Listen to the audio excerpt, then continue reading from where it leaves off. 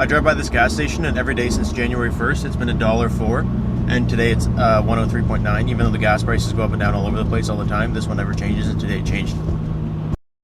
What's going on, guys? It's Robbie here again for another video.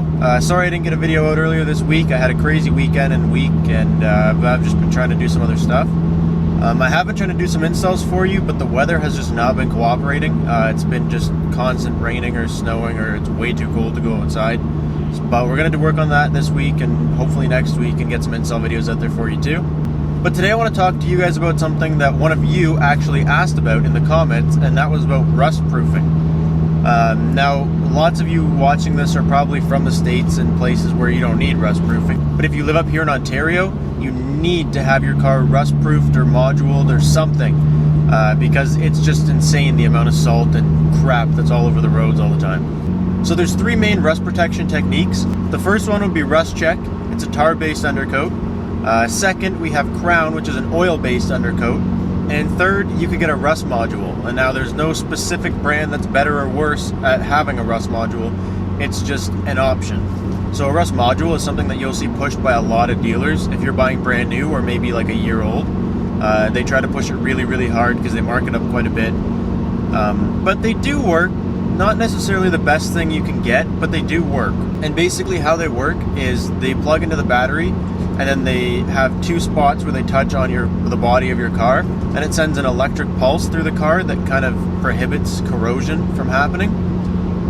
But the downfall to this is if say you have a truck and the frame is separate from the body of the car, or anything that has a separate frame, anything that's connected by like a rubber bushing or something that's not substantially just connected, if there's a little bit in the way, the pulse doesn't get through there the way it should. And so if you have a truck and you have it plugged in under the hood, which is where you're supposed to put it, it won't necessarily get the frame of your truck properly. Now, not to say it doesn't get it or whatever, but it just might not do it the way that you're expecting it to do it. And that's simply because it's not directly plugged into each other. And if the metal's not touching, if the metal that's got the current is not directly touching more metal, the current will not fully go through. And once it goes through so many things, you have to wonder how much it's leaving out. And this is something that, either people really, really believe in the rust modules and they get one and they love it, or they really don't like the idea or believe in it or anything. And there's a lot of science saying it works and a lot of science saying it doesn't work. And the point is, if you believe in it and you've seen someone use it or someone told you a great story about it, go for it. Our second option would be rust check. Now, this is the tar-based undercoat. This is what I personally use. Not to say it's the best or it's better than anything else, but it's what I personally use. On this car particularly, I have yet to get it undercoated, which I know is a bad idea, but I'm not sure if it's going to drive through another winter or if I'm just going to winter it this year. And I want to do some suspension and stuff to it, and lots of stuff where I'm going to have the car in pieces.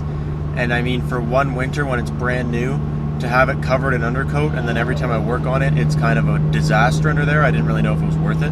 But what they do with the rust check is they drill little holes in all your door panels and stuff, anywhere there's like a gap. So for instance, when you open the door and there's that little ledge, they'll drill holes in there and spray all inside there.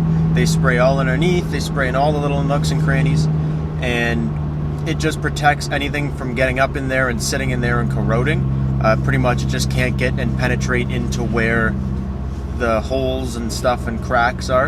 And your third option is a crown oil-based undercoat.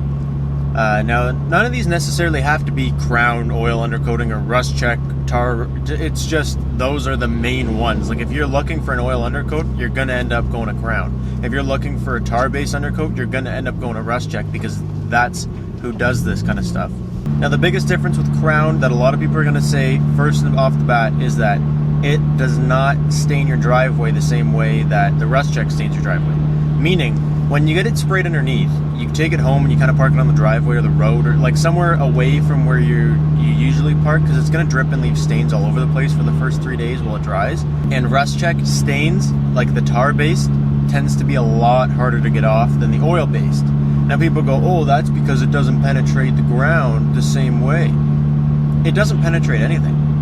When you spray it on your car, it gets in the cracks and it gets in the grooves and it gets in the little holes, but it does not penetrate the metal. It does not go in your metal and make it anything different. It just sits on top of the metal. And that's something that a lot of people don't understand. They think it penetrates right into the metal, and that's not how it works. When someone tells you, oh, it doesn't come off the driveway as easy, that's true, but it's not supposed to penetrate the driveway. Oil just kind of sits on top. The tar kind of gets into the cracks and gets harder on the driveway. So that's another way you could see that maybe, yeah, the tar works a little bit better, but when they tell you it's not penetrating the driveway, it's not supposed to penetrate the driveway, so don't let that ruin your decision. But the crown is basically the same as the rust check. It works the same way. It's just an oil base instead of a tar base. So your whole car is soaked in oil, and essentially they do the same thing. They drill a lot more holes, but in the end it's the exact same process, just with oil instead of rust check like tar. But please guys, if you're going to take anything out of this, I'm no expert on rust proofing, but please do something, because if you don't, your car will rust. If you have a car and you have that car for 5 years and you get undercoated every year, that's $500. If you have a car for 5 years and it starts to rust, it's thousands of dollars to fix that car. Please just do something. Get a module, get the oil, get the tar. I don't care. It doesn't matter.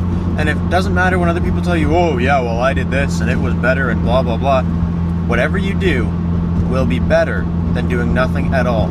Just get the car protected somehow, please. And people will also tell you, oh well, Toyota protects it from the factory and blah blah blah, but they don't protect it as good as it needs to be for Canada, because those cars go all over the place. Just get it undercoated, or put a module in it, or get it oil coated or something to have yourself protected, because all these things come with warranties. If you get the module, it comes with a warranty. If you get oil or tar undercoating, they all come with warranties. They vary in different ways. That's not something we're going to get into, because I mean, there's a million different brands you can pick and they all have different warranties, but they all come with a warranty. And that's even better, because if your car eventually does rust, even if you only paid $500 and now you have a warranty, okay, you paid $500 and you're getting your car fixed, it's still better than thousands of dollars.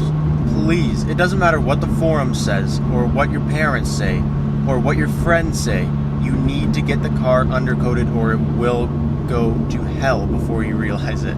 Anyways guys, thank you so much for watching, and I'll catch you next time. Peace out.